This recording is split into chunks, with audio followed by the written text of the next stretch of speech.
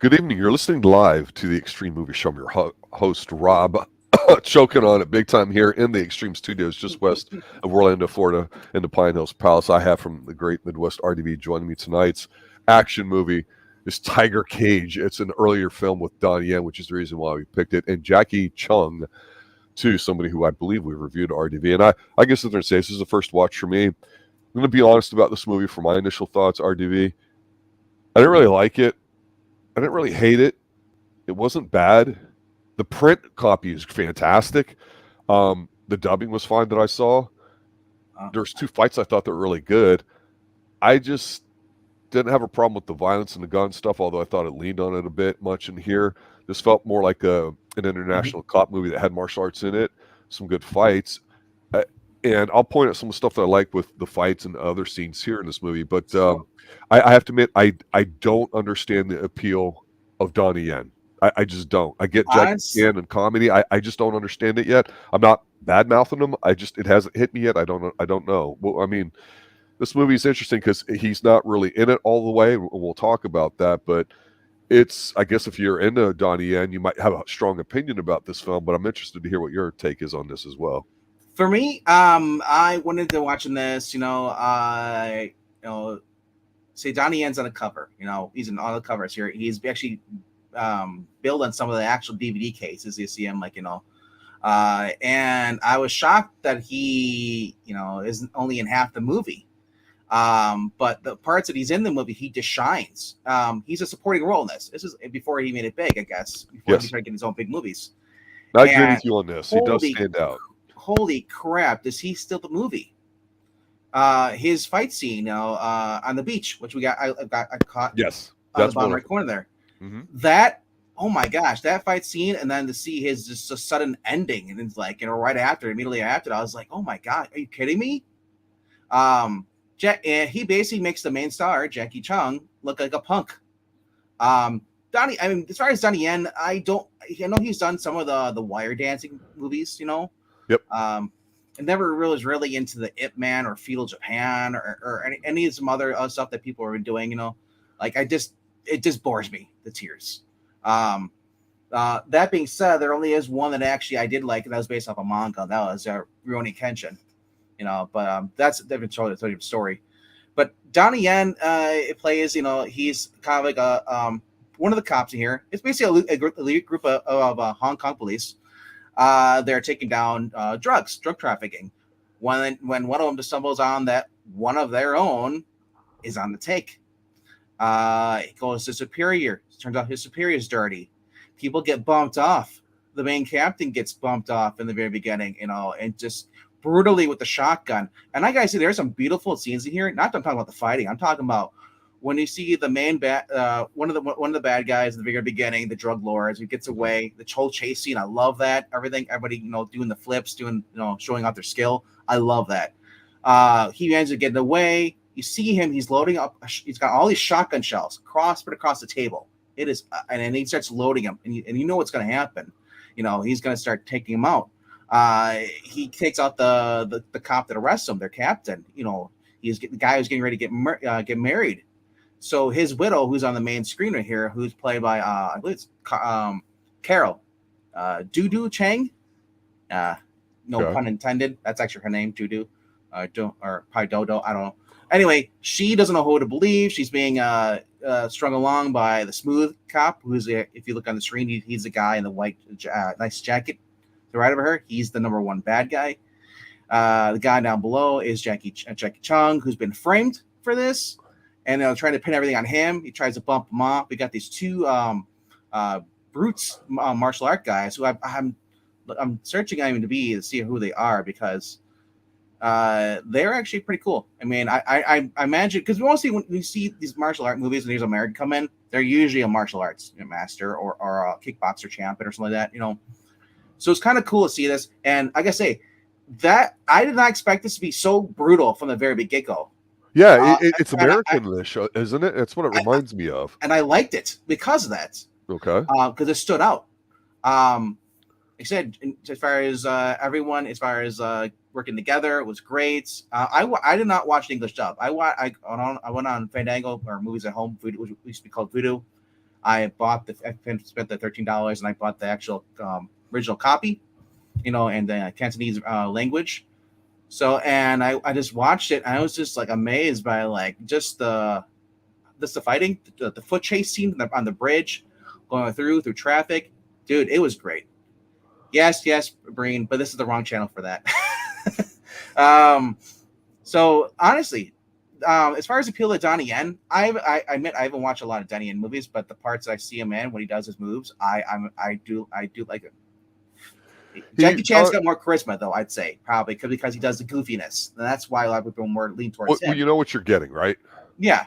So, to me, when I go like Donnie Yen, I go, he's no Bolo Young who looks massive, but Bolo's probably like 5'7", 5'8", but as a bodybuilder, he's a wide, thick, barrel-chested guy, probably 200, 220, I'm guessing. Donnie Yen is obviously a leaner guy, but the way he's filmed, he seems a bit bulkier and more naturally fit than a lot of movies that we've covered recently, whether they're men or women who are fit and martial artists, because most of those guys are skinny fit, whereas Donnie Yen, I think he took it to another level, or at least in his later age, you could tell that he's aged well and everything too. I like his look, especially as he's gotten older, like we've done some of the Itman movies here on the Extreme Movie Show, and we see where Donnie Yen's face, I like him walking around looking very, tight-faced and pensive and serious and all that too, and really not doing anything. And he does move fast, which is great, but it's just when they try to do certain things with him to make him like hip or cool, he's not that guy. And then here, he does stand out because you're right. It's a little bit of a violent film at the beginning. You're like, okay, a little bit different. They do kind of seem to mix the guns and the martial arts, especially he's the rookie cop. Yeah. And when he comes on, you're like, all right, man, we're gonna get some fist fights. And I'm not saying you don't, but it's just I just know with Crouching Tiger, Hidden Dragon, that was huge over here in the States. We have a lot of listeners overseas too. So yeah, I think there's a part of like that. There was also, was it Jet Li that was in was it Lethal Weapon 4? So that all of a sudden became big. And I've kind of covered Jackie Chan coming over to America not once, but twice to kind of capture the American audience. So I just somebody better informed with Donnie Yen or know about him can explain it to me. You and I wouldn't say we're educated enough to know the intricacies of the different types of styles and how rare or difficult it is to master. And so maybe that's why he may have a particular type of thing to it. But I'm not saying he's bad. I'm not complaining. It's just an observation. I don't see the appeal. I don't understand it. So as far as the Thor movie, all the fight scenes were pretty much done by three people, and one of the three people, the fight choreographers, was Donnie Yen. And one of the reasons I actually do have some respect for Donnie Yen, because if you bring up Itman movie, he actually went and trained under the eldest son. To learn that Wing Chun, I think it is. I guess. Like that. I think that's it. And he said he was the fastest learner he's ever had. So I do appreciate for his skill. As far as acting, I mean, he fits in with the 80s, He was in Blade too. That's where I know him from. Oh, Well, he was also in John Wick 4. Yep. Yep. That's right. He was a blanket. I thought he was pretty good in that. Yeah. So I mean, I understand he comes off as the pretty boy, Like normally if it was an 80s American movie, he'd be the annoying jock, the one who's self-absorbed. But he doesn't play that though. At least in the movies I've seen. So, I mean, maybe that's what you're going for. That's why it bothers you a little bit. But I mean, as far as for Donnie Yen, I thought he excelled in this movie. The beach scene, only to me is a bitter end, abruptly short, getting shot in the back of the head, was right. I did not expect it at all. Did you? I mean... but I wonder if we're getting the Cynthia Rothrock effect, right? Where she's starting to make it in movies and up and coming. She's heavily advertised on what we see. Yeah. And not necessarily seeing some of these films real time, especially if they're overseas films. We go, all right, but then we go, they screw us because she's only in the first 5 minutes, the last 5 minutes, and while we may enjoy the film otherwise, they're definitely grossly advertising and repackaging it. And I think that's what they did here. Because it's not his movie, he's just in it. No, and this is one of his first big supporting roles that led to him basically springboarding his career. Because this fight scene, obviously, you could agree it stands out from the rest of the movie on the beach. Because the movie was kind of like for those who know, it's an action, crime, and then drama. So there are scenes of action. There are no drama, gangsters. It's all about drug trafficking. It's all about cocaine. It's the 80s. Yeah. Oh, So absolutely. Yeah. Yeah. yeah. Thank So you. Thank you yeah. for robbing our idea. Cocaine was ours, Americans. What do you mean? Chinese have always had cocaine and all that stuff pushing over their drug runs. Opium, sir. Drugs are drugs. They're illegal and bad. We don't support them on this channel. But no, honestly though, I liked this from the very get go. I was not expecting the brutal, shotgun scene. Just the shootout with the cops. The guys trying to flee across the neon sign. Jacky Cheung's character chasing them. And just throughout this, I was just pleasantly happy with it. I mean, the end was kind of brutal as it was. You got the main guy. He's basically just trying to worm his way out of it. I think Simon Yam, played. He was basically trying to say, "Oh yeah, he's the bad guy," and then he takes the girl hostage at the end, and he's got surrounded by like 30 cops. I'm like, "There's no way out of this, bro. He's gonna die." And then so when she winks, because she's been on hostage at Jacky Cheung, she ducks, and then he takes the rifle, just shoots him in the head, and it's just like. So I mean, like the blood splats, on this were kind of cool too as well. I mean, it was violence. To me, I think it was actually well paced. The music was good. What more do you want? I mean, unless for me personally, I accept that Jackie Chan or not Jackie Chan, but the Donnie Yen wasn't really in this Right.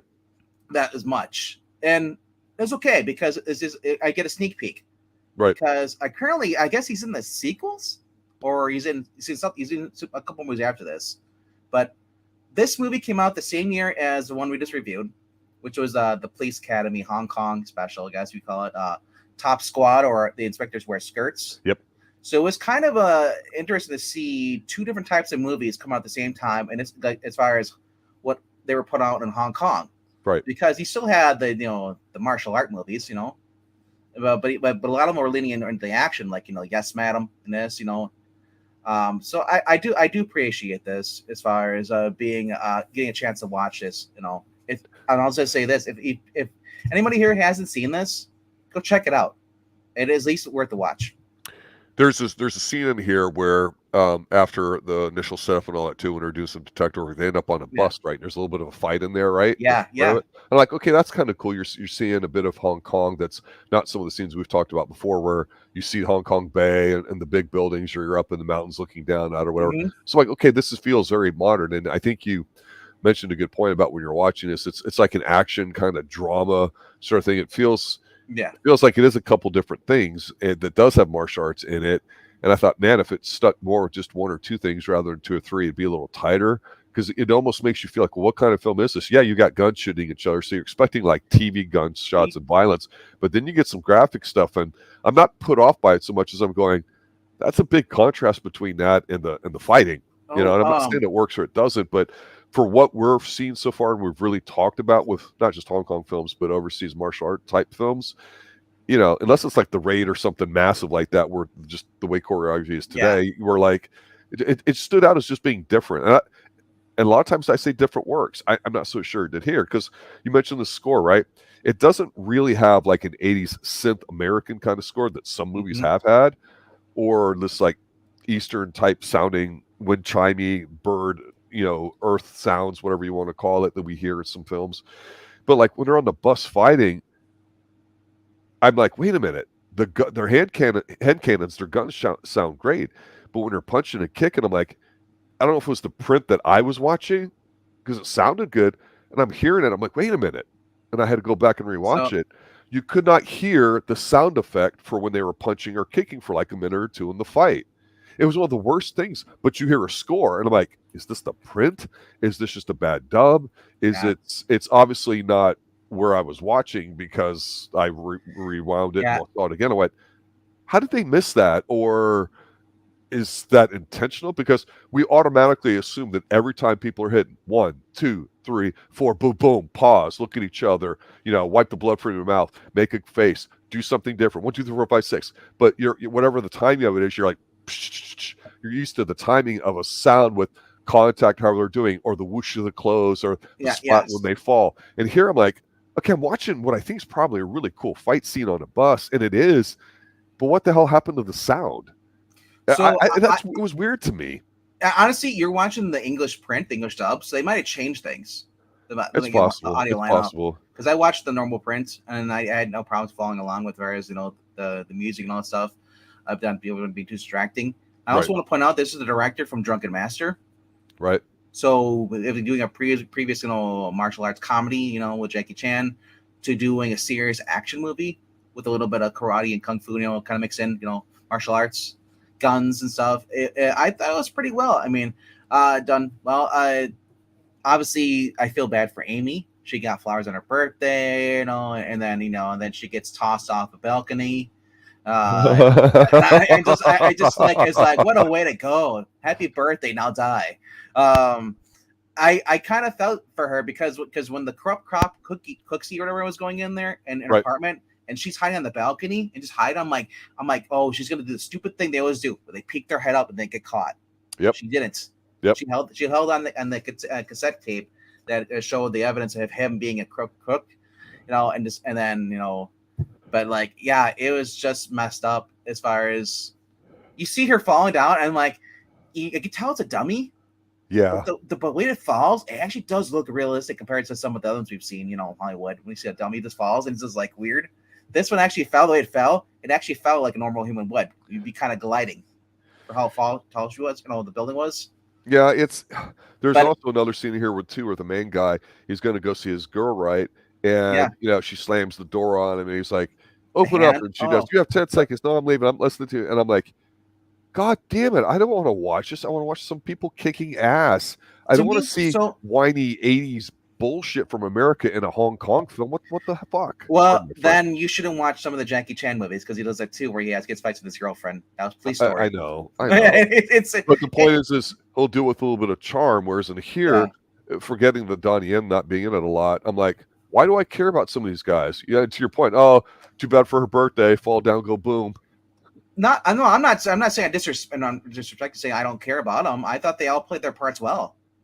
For this murder mystery, corrupt cop, and I was wondering, because after Donnie Yen was bumped off, Amy was bumped off, and I was just like, who's gonna be the main character? I mean, like, is who's gonna have to be the guy to go up against this corrupt cop? Yep. I wasn't know if it was gonna be the girl at the end who got her fiance was murdered, or if it was gonna be Jackie Cheung, or someone completely different. That's kind of my point. You're going through a film, and regardless of the Donnie Yen part to it, who are you really rooting for? I'm rooting for all of them, though. I'm not just rooting for one person. Obviously, I want the bad guys to get their guy. Yeah.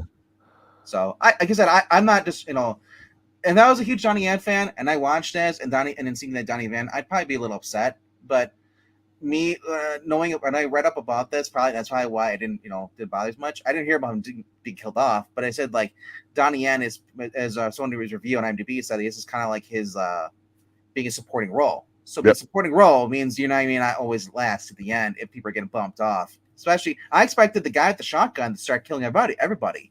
So I was relieved, and he just gets bumped off. So, all right, let's take a minute. Let's talk a little bit about the fights, because I think we haven't said it officially, but I think we both agree the beach fight scene is tremendous. Oh, yeah. I want to bring up some observations comparing it to what we've talked about recently here on the Extreme Movie Show. Now, obviously, those of you that have been, 5-year listeners, since we started on here, know we love action. We say we're 80s based. We branch out and talk about themes. One of the themes that comes up in 80s movies from the American side is the martial arts craze that started in the 70s, and then the canon films and ninja thing in the 80s. Peaked by about 1985, and after about that, we usually say Commando's the reference line there, where things turned to more guns and less fisticuff, mono stuff. And then there might have been a second resurgence with Van Damme and Seagal and even Jeff Speakman, but that kind of died out. Unless you're hardcore and watch Cynthia Rothrock on late night stuff or imports, pretty much died quickly. But here, taking kind of the similar thing with Donnie Yen, regardless of what he may have turned into, he has got a lot of similarities with Jackie Chan in that. Great choreographer, very compact kind of build, a very fit looking guy. I mean, he's somebody that's maybe 150, 160 at peak, but he looks great. I think you mentioned Pretty Boy earlier, and that was no disrespect at all. No. He's got a good looking physique, and it's sculpted well. It looks good on film. He's got that jock face. Like the one you see, like he knows he's he's Yeah, self-absorbed, knows it's that not the pretty face that you want to beat up he's a like ladies' you don't man. like him. Yeah, exactly. Kind But of he a doesn't screwed up play that. man. He plays the opposite. He plays the innocent guy, the guy you want to root for. But you're like, oh, but you don't fit that role. You fit the other role better. Him playing the villain would be awesome for Donnie Yen. I agree with you because I just know that I tried watching one of his films a few years ago, and I think he goes undercover wearing, if I recall correctly, a fat suit, or maybe he's supposed to be a fat guy, and he's like on something, and I'm like, what the fuck is this? I'm not used to you smiling and trying to Were be you a watching John goofball. Wick? No, no, not John Wick. I think he was fine in John Wick actually, because No, I'm no, not. I'm bringing up the other guy, the guy you like, Scott Atkins. No, Scott Atkins is kind of a weird situation. Oh, I have a The Atkins proposition diet. for you, RDV. Yeah. Um, he dies. Uh, No, here's the thing with the fights.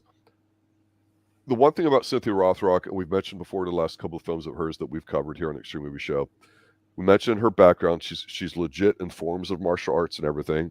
Obviously, she's done it since she was a teenager, so she was learning to translate that skill, and she went overseas. And frankly, where are you going to go? You're going to go to Hong Kong, China area, Japan, whatever. Make your films overseas, and she definitely evolved over the years with her career.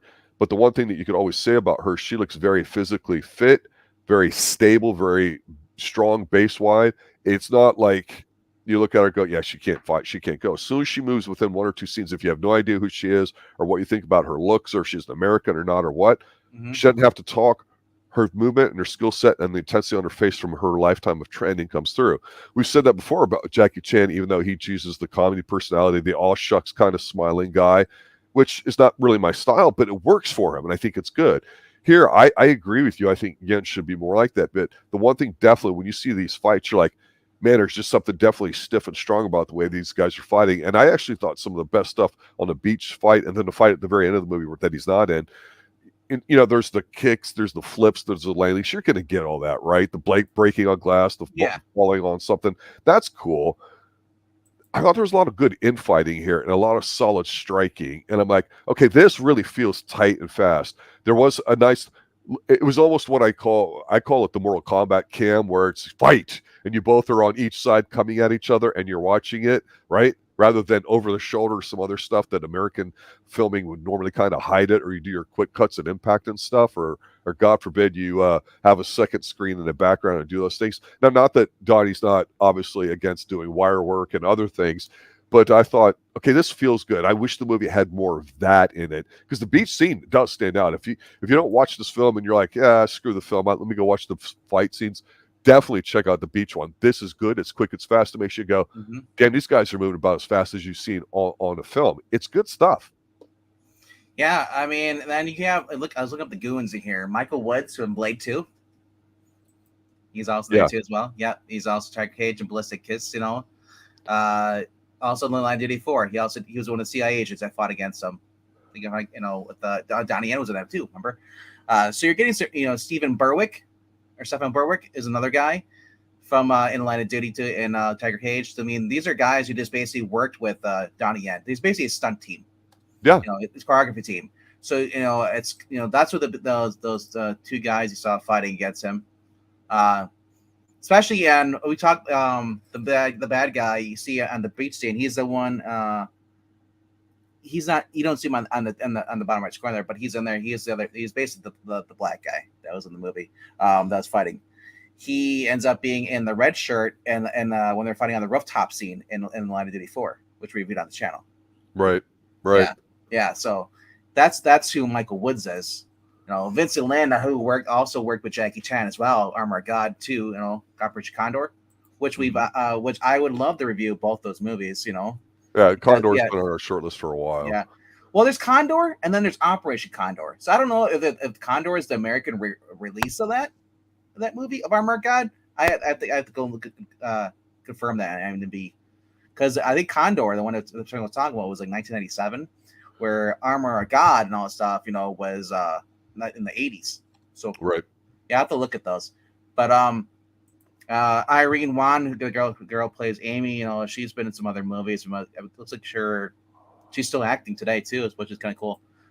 Because As I was wondering too, when you see some of these characters, like like as actors, are they like just one offs, and then you don't see them from again? So it's kind of cool to see that some of the Hong Kong like actors and actresses are actually still doing stuff today, where Hollywood just chews you up and spits you out. Yeah, and I think too that the support system that Donnie Yen and Jacky have is that, hey, we're building something for long term. This is how we're going to go about doing it. And of course, American business model we mentioned before, they don't like to cover you with insurance and everything, so it makes sense. So it's nice that if you're working with people to realize, hey, we got a chance to add our own little artistic part to it here if we go to do a second or third sequel. And I definitely feel like even though the girls film that we did last week with Rothrock was kind of fun and goofy, it's still at the end of the day is a B-level film that might make you go, yeah, it's kind of silly.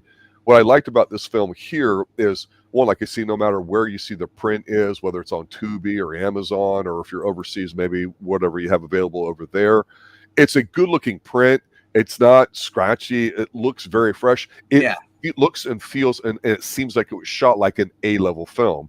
And then, like I say, one of the fights there that you've got at the beach, I'm like, okay, if there's one little sequence in here that you can take out of here, it's that. I did forget a little bit about Donnie that I always mention is that one thing with Itman that part of me doesn't like, and I don't know if that's a style or a goofy thing or what, is that the what I call it the 100 punches thing. Because it's one thing to punch somebody a couple times and say, oh, well, you got open fists, you can't really strike them and all that. It's got to be compact. So, yeah, you have to punch more. But Donnie Yen does do the do kind of thing. And I'm like, that's just not my style. Yeah, but I don't want to rip. You see the seeds of it here early on in this career. I don't want to rip on Itman. Itman for it didn't work for me, and I think we reviewed it, or we're going to review it. I believe all of them, except for the last one with Mike Tyson. I think I'll look it up on the channel because I also later on. But no, it's very Itman. I love like that time era, that time period, but I just don't like the fact it was such a slow movie. He was a pacifist, and I was like, I don't want to deal with that crap anymore. Those are dime a dozen movies where I don't want to fight, and then you're forced to fight. It's like I like the high octane, martial arts, whether it's a comedy, goofy like Jackie Chan, Drunken Master, or watching the Inspector Wear Skirts, Yes Madam. All those in the Line of Duty movie series. Tiger Cage is quickly becoming one of my new favorites. Really? Yeah. Okay. I'm looking forward to watching the sequel, which Donnie Yen is also in there somehow. I don't know if it's prequel or whatever, but he's playing a different character. But that's usually happens, when these are low budget movies. Sometimes people reprise roles or take different roles, so they'll appear, like, aren't you just dead in the first one? Or they come back because they're short on staff. Or maybe, like I said, maybe it's a soft reboot. I don't know. But I believe it was actually with Anthony Draven. Were you the one that recommended this movie, Tiger Cage, to us? Or I know you were recommending a few. Well, you had a short list, and I know you were compiling based off of that. Mine are based off of people who have been actually commenting on the channel, which is always great to see recommendations. They've been pretty well. But he's playing a different character now. So honestly, he's got a sword. I want to. And there's a sword fight. What have I seen? I'm looking forward to watching the second one of that. Well, let me ask you this, because I think this is relevant. I've always joked about how in the 80s films, we have over-the-top action with guns, so you get desensitized to it, right? And you and I had mentioned when we talked about the movie with James Caan, Thief, about how Michael Mann really knows how to make things sound good as far as guns. And, of course, he did it with Collateral and with Tom Cruise in there, right? And how that was just the thing Michael Mann does, in addition to wet concrete and atmosphere sounds and everything. So you can talk about Tangerine Dream and the score that he had and all just awesome stuff that makes you emotionally attached to it. But one thing I've always wondered about martial arts films of the 80s that were supposed to be, as you said, modernized, like happening today, at least with the Inspector Wear Skirts, the ones with the girls, you could say, well, it makes sense that they used guns in some things, but I didn't feel like it was dominated by them. The grenade thing with the ninja blowing up is still hysterical in a campy way. When I look at a movie like this, I understand the guns need to be here and all that, but there's one movie that the name escapes we had reviewed a couple months ago where at the beginning the lady's a cop, but the gun is literally attached as a wire like to her waist so nobody can steal it. Okay. I think that was in the Line of Duty number 2 with Cynthia Khan. And so to me, what I liked about it was because at the time that might have been like, say, the gun laws there, and it seemed kind of accurate that you wouldn't have access to them. Because where I'm going with this is if it's I guess this is an action movie. I don't know that I want to call it a martial arts because it's got a lot of guns in it. And just if it's a martial arts film and it's even in current time, I want to see an excuse why there's no guns and they can just fist fight or use a prop or something creative. I always give Jackie Chan credit for doing the Buster Keaton type thing, as he'll always like to say. I always like to say Gene Kelly from American in Yeah. Paris, using your body with the stuff around you and watching the fluidity of the motion. That's always engaging. But I just take the guns out of here and fill it up with fist fights, and this movie's twice as good. Yeah. I mean, how do you feel about guns in martial arts movies? If you have a balance, I don't mind them. You can have. I mean, sometimes I like, for certain movies, I like having them where there's no guns, Mm-hmm. or little guns, or it's half the movie. It makes sense to the cops, but I like I love about there's a scene here and they're chasing the very beginning where the one crooked cop, we didn't know he's crooked, but was holding the guy hostage. Or not hostage, but he was holding him at gunpoint. The guy kicks the gun out of his hand, proves that unless you're going to pull the trigger, it's it's easy to kick a gun away, I guess, in the Hong Kong kind of like action stuff. Now, I like that because you're kind of blending the martial arts. It's basically like if you took Rush Hour, and it's been a long since I watched it, Mm-hmm. and that has guns in there too. But they also, if you just, I can't remember how much kung fu would fight or martial arts fighting was in there. As far as that, I know there's a lot of climbing with Jackie Chan. He always does, like he's like a freaking Cliven. Yeah. But I mean, if it's enough blend in there too, I mean, the beach scene gave them enough excuse to basically fight and allow them to stand out. And I think it actually makes the fight scenes a lot better when you have guns in there. But then they actually found like I said, like they had them at gunpoint. They told him Donnie Yen, throw the guns away. They threw them away, and then they fight him on the beach, and then one guy grabs like a spear, and tries to stab him with that, and just like I thought it was actually like really cool, the fight scene, and it really stood out because of that, Huh. Versus if you just have no guns and you do have like 3 fight scenes, okay, which one stood out more? Yeah, it's interesting because it's hard not to take Jackie Chan and just talk about him by himself. You talk about the time he grew up and everything. We've talked about him more than anybody so far in terms of male martial arts that are not American, because obviously we started this channel on Chuck Norris. But for Donnie Yen, not saying who's better and who's worse in that sense, I look and I go, the point about him being a pretty boy, I think, is spot on, because I wonder, because of his looks, and this is not a bad thing, it's an observation, did he just have an easier time maybe crossing over to the American or international audience than Jackie Chan? And not that Jackie Chan is not considered godlike over there in China or whatever. Yeah. Donnie Yen obviously, promotes the homeland, whatever you want to call it, too. So he's very conscientious about how China is received in films, as was Jackie. But Jackie, you can kind of ignore the political background type thing and China versus the rest of the world, whether it's the United States or whatever, and just focus on his natural charisma and his acrobatics. And with Donnie Yen too, I like the fact that he doesn't smile a lot, but being a pretty boy, I'd like to see a bit more of a thug. I think he'd be great at that, and he's done a lot of work, and he's a great choreographer. We've seen him do a lot of really good stuff, but I just wonder if somehow he kind of rode on the coattails that Jackie Chan spent 2 trips coming over here trying to break down. Or was it easier? Was it the timing? Because honestly, like we say, martial arts in America really were dying off by the late 80s, and it never really came back. It was just sort of there. So it seems like Donnie Yen, for whatever reason, was more appropriately translating into what we would call the whole Hollywood type of it. Kind of like a Jet Li, everyone's like, "Oh, Jet Li," and I'm like, "Do you even know anything about him? Do you know where he comes from?" "Oh, I just saw him in this one movie," and da da da. And I'm like, okay, but maybe that's not really him, because you and I have talked about this. When we see Chuck Norris at the end of his career, when he starts going into guns, that's not how he was at the beginning. So, no, he was driving a big rig. It's really hard to say. Yeah, it's watered down here in America, right? Yeah. Honestly, I don't know, because I haven't really watched a lot of movies, with Jackie Chan and as far as Donnie Yen. Mm-hmm. I always thought they should have teamed up, and then get in thrown with a girl in there too. Like we saw, like we've seen in My Lucky Stars, when they have the duels. We just saw in the next movie comes the year later is In Line of Duty number 4. where you had the two guys and the girl working together.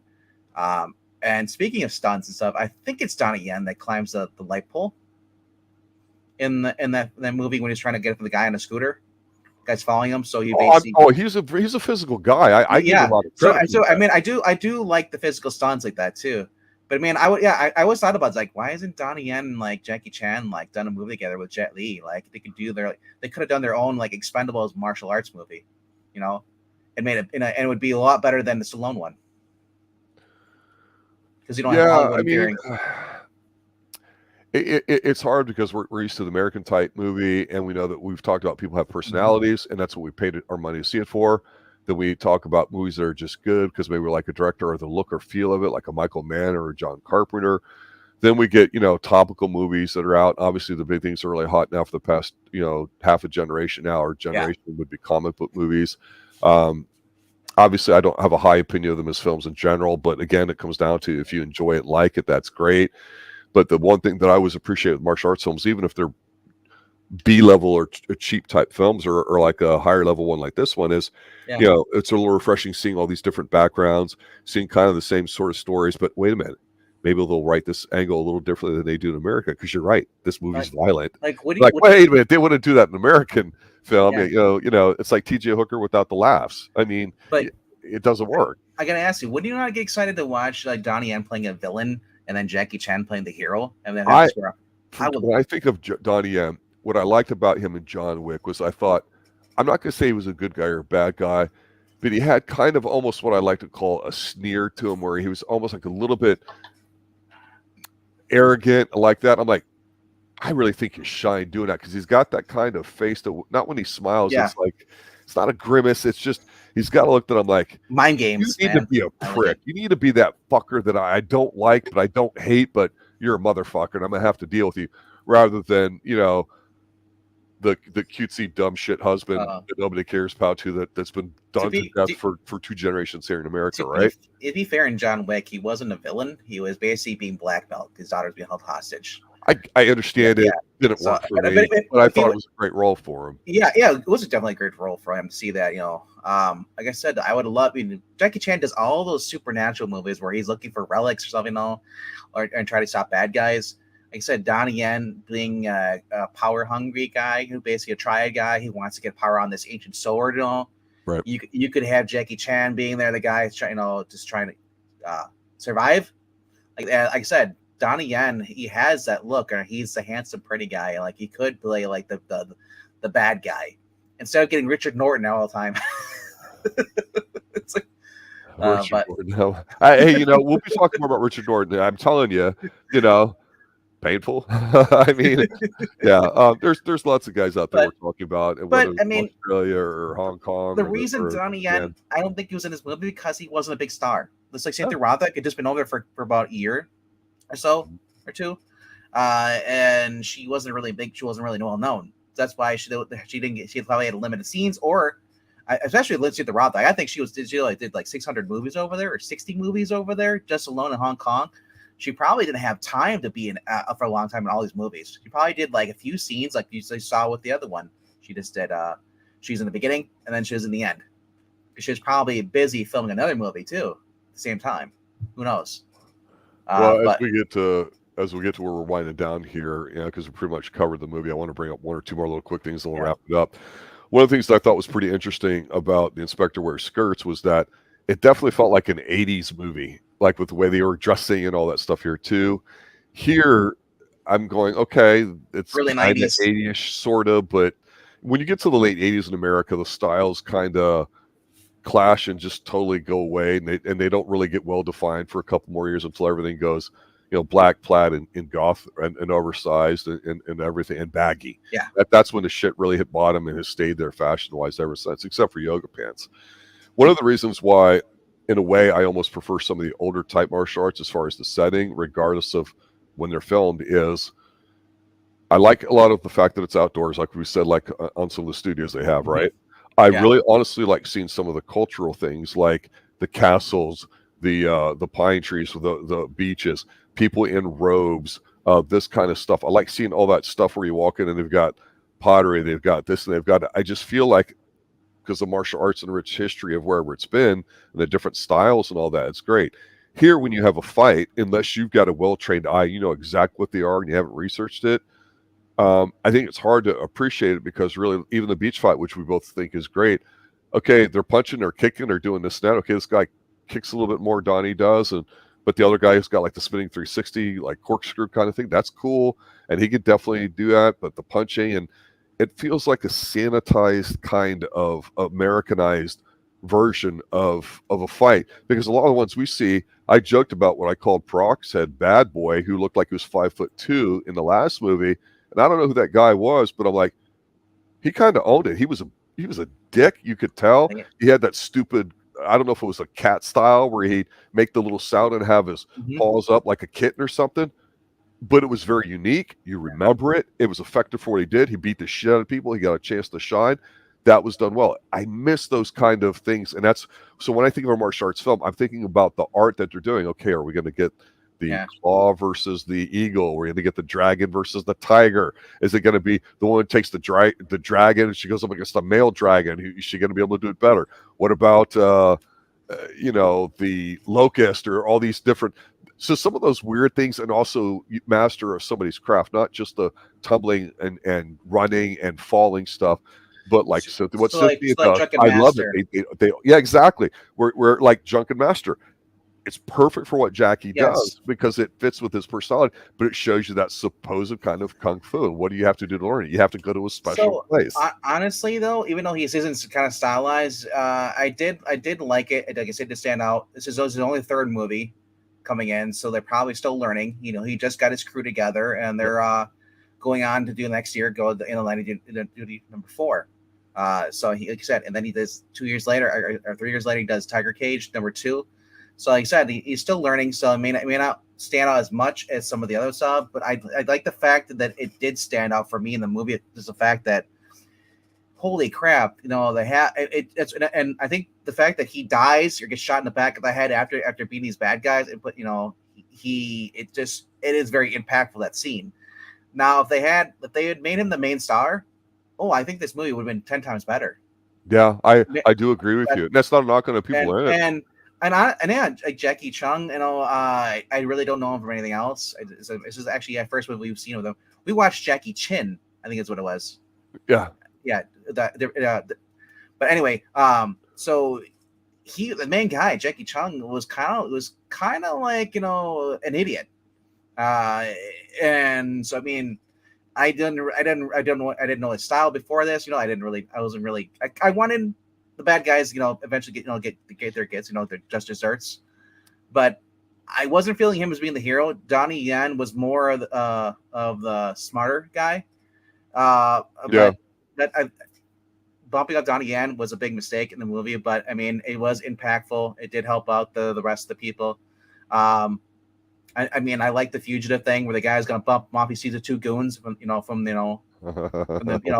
he's like, "Oh, what the hell's going on?" And he's like, you know, and then he bashes the head. You know, Jacky Cheung gets his head faced, you know, bashing in the car, and then you see the crack, and you see this, and I said towards the end, you bring up the scene. The motorcycle cop attacks him over. He's trying to get the gun out of there, and shoot back at the bad guy. And like I said, I do like the fight scenes here. I do like the story. I thought it was well paced. Donnie Yen did have a standout fight scene. Sure, we've seen the spin kicks and all that stuff before, but it fit for this movie. Yeah. It wasn't meant to be a stylized martial art like Drunken Master or Dragon Fist or and I'm not gonna degrade it for that. I'm just not. It's like kind of like Cynthia not being in the other one that much. Overall, final thoughts on this movie. I think it's worth watching, and I was looking it up. I think it is like a 6.8 or film, and it is worth mentioning that I think it should be a 7 for me personally, but I think what would make it more closer to a 10 would be like a 8.5 if Donnie Yen had been in the main star in the very beginning and the other guy gets bumped off. You watch it, and if you're like me, you might be like, "Yeah, why do I care? I want to see Donnie Yen." Or understanding this is one of his earlier films, that's fine, but it's just. It's a different film when he's on screen, and that's a good thing. So here's a point I could bring up too. Imagine watching this back then. not knowing that Donnie Yen's going to take off or Jackie Chan, all stuff. You're watching this. These are all nobodies, pretty much, the sense of you, if you're watching it back in 1988. You know, Well, I will say this because of, again, Hong Kong being kind of on its own and doing things. China is and was still different politically speaking. Now things are starting to be a little different. It's just two generations, or generation this happens. But I feel like what I'm trying to say here is that like everybody then seemed to want to, if they were big in their country, China's going to make you big. They're going to pick you up as a kid like they did with Jackie Chan, like, and all that make you. There is an American influence that obviously Donnie Yen had by coming over here at a point when he was younger. So I don't want to say he's completely Chinese in that sense because he has an American upbringing to a certain degree. But the point is between him and Jackie Chan, they're going to make movies. They're going to be made successful. However it's going to take, China's going to produce that. Now, that being said, what was interesting about someone like a Cynthia Rothrock or others is that they had to work their way up. So I don't disagree with you on that. I think you really hit the nail on the head when you said that he was like the pretty boy. I go, you know what? He's probably what I think China wishes Jackie Chan would have been for the American audience. Not that they don't like Jackie Chan or what he's done, but I think Jackie Chan will be the first one to tell you, no matter what I've done overseas, it pales in comparison to the work I did, in my homeland. And I will not dispute that. And I'm starting to see that now. I don't know how Donnie feels about all that or if he cares, but I think he was able to successfully negotiate it.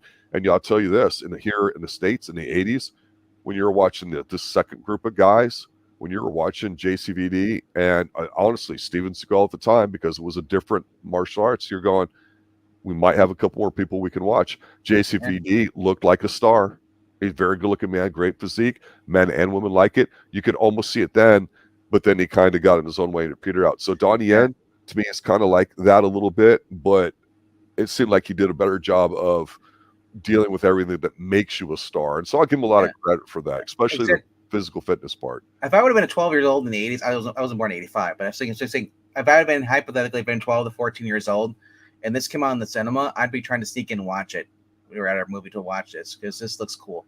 The guns, you got the bad guys, you got martial arts, and that's all I really needed. I didn't need a big name star for me growing up watching movies. When I watched Chuck Norris movies back in the day, it's like I had no idea who Chuck Norris was. I just watched it, it's like I'd catch him here or there. I didn't watch all of them. Jean-Claude Van Damme stood out to me too. Steven Seagal just bored the hell out of me. That's why I went back and watched the Stallone movie instead. Whatever's out. I watched Judge Dredd over any Above the Law. Well, Alfred Justice is a masterpiece.